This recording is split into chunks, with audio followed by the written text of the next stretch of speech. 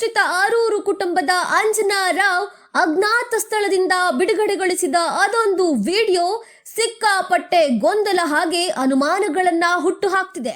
ಪತ್ರಿಕಾ ಮಿತ್ರರಿಗೆ ನಮಸ್ಕಾರಗಳು. ನಾನು ಕ್ಷೇಮವಾಗಿದ್ದೇನೆ. ಆ ವಿಡಿಯೋ ಯಾವುದು? ಕಂಪ್ಲೀಟ್ ಸ್ಟೋರಿ ಹೇಳ್ತೀವಿ ಕೇಳಿ. ಘಟನೆ 1 ಡಿಸೆಂಬರ್ 23ರಂದು ಕೊಪ್ಪದಲ್ಲಿ ನಡೆದ ಪತ್ರಿಕಾಗೋಷ್ಠಿಯಲ್ಲಿ KS ಭೋಜರಾಜ್ ಎಂಬುವರು ತಮ್ಮ ಸಹೋದರಿ ವಸಂತಿ ರಾವ್ ಮೃತಪಟ್ಟಿದ್ದಾರೆ ಎಂಬ ಮಾಹಿತಿ ತಮಗೆ ಕೋರ್ಟ್ ಮೆಮೊ ಮೂಲಕ ಲಭ್ಯವಾಗಿದೆ ಎಂದು ಸಾರ್ವಜನಿಕವಾಗಿ ಬಹಿರಂಗಪಡಿಸಿದ್ದಾರೆ.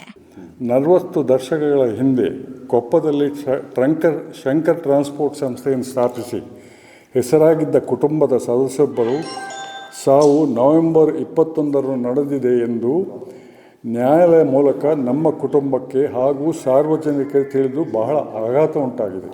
ಭೋಜರಾಜ್ ಅವರ ಹೇಳಿಕೆಯ ಪ್ರಕಾರ ಸಹೋದರಿಯ ಸಾವಿನ ಕುರಿತು ಕುಟುಂಬದಿಂದ ಅಥವಾ ಸಂಬಂಧಿಕರಿಂದ ಯಾವುದೇ ಅಧಿಕೃತ ಮಾಹಿತಿ ಅವರಿಗೆ ದೊರಕಿಲ್ಲ. ಕೋರ್ಟ್ ಮೆಮೊ ಮೂಲಕವೇ ಈ ಸುದ್ದಿ ತಿಳಿದಿರುವುದು ಹಲವು ಪ್ರಶ್ನೆಗಳಿಗೆ ದಾರಿ ಮಾಡಿಕೊಟ್ಟಿದೆ ಅಂತ ಆತಂಕ ವ್ಯಕ್ತಪಡಿಸುತ್ತಾರೆ. ಜೊತೆಗೆ ಪತ್ರಿಕಾಗೋಷ್ಠಿಯಲ್ಲಿ ಮಾತನಾಡಿದ ಭೋಜರಾಜ್ ಶ್ರೀನಿವಾಸ್ ಎಸ್ ಶೆಟ್ಟಿ ಮತ್ತು ಮನ್ಮಥಾ ಭಟ್ ಅವರು ತಮ್ಮ ಸಹೋದರಿಯ ಆಸ್ತಿಯನ್ನ ವಶಪಡಿಸಿಕೊಳ್ಳುವ ಉದ್ದೇಶ ಹೊಂದಿದ್ದಾರೆ ಅಂತ ಆರೋಪಿಸುತ್ತಾರೆ. ಘಟನೆ 2 ಭೋಜರಾಜ್ ಪತ್ರಿಕಾಗೋಷ್ಠಿ ನಡೆದ 1 ದಿನದ ನಂತರ ಶ್ರೀನಿವಾಸ್ ಶೆಟ್ಟಿ ಹಾಗೂ ಅವರ ಆಪ್ತರ ಮೊಬೈಲ್ನಿಂದ ಅಂಜನಾ ರಾವ್ ಮಾತನಾಡಿದ್ದಾರೆ ಎಂಬ ವಿಡಿಯೋ ಕೊಪ್ಪದ ಪತ್ರಕರ್ತರಿಗೆ ರವಾನಿಸಲಾಗುತ್ತದೆ. ವಿಡಿಯೋ ಸಾಮಾಜಿಕ ಜಾಲತಾಣಗಳಲ್ಲಿಯೂ ಕೂಡ ಬಿಡುಗಡೆಗೊಂಡಿದೆ. ಯಾರು ನನ್ನನ್ನು ಕಿಡ್ನಾಪ್ ಮಾಡಲಿಲ್ಲ. ಗೋಪಾಲ್ ಕೃಷ್ಣ ಶೆಟ್ಟಿ, ಶ್ರೀನಿವಾಸ್ ಶೆಟ್ಟಿ ಹಾಗೂ ಮನ್ಮಥರ ಸಹಾಯದಿಂದ ನಾನು ಬದುಕಿದ್ದೇನೆ.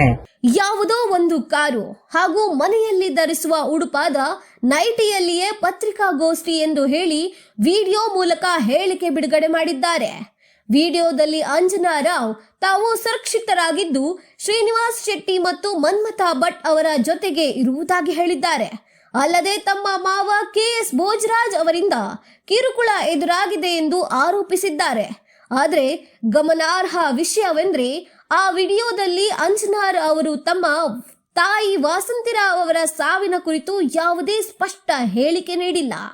ವಿಡಿಯೋದಲ್ಲಿ ಅನೇಕ ಕಟ್ಗಳು, ಮಾತಿನ ಅಸಹಜತೆ ಮತ್ತು ಮುಖಭಾವದಲ್ಲಿ ಆತಂಕ ಕಾಣಿಸಿಕೊಳ್ಳುತ್ತಿರುವುದು ಹಾಗೆ ಅವರ ಕನ್ನಡಕದಲ್ಲಿ ಎದುರು ಹಿಡಿದಿರುವ ಪೇಪರ್ನ ಪ್ರತಿರೂಪ ಕಾಣಿಸ್ತಿದೆ.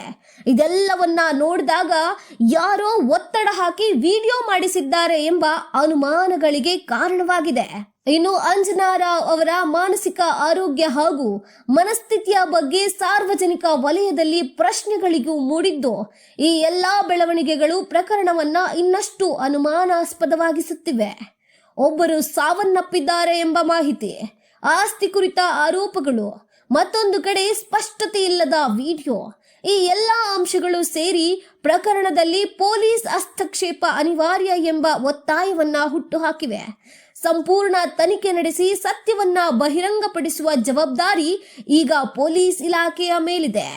ಇದೇ ರೀತಿಯ ಸುದ್ದಿಗಳಿಗಾಗಿ ಚಿಕ್ಕಮಗಳೂರು ಲೈವ್ ಚಾನೆಲ್ ಸಬ್ಸ್ಕ್ರೈಬ್ ಮಾಡಿ.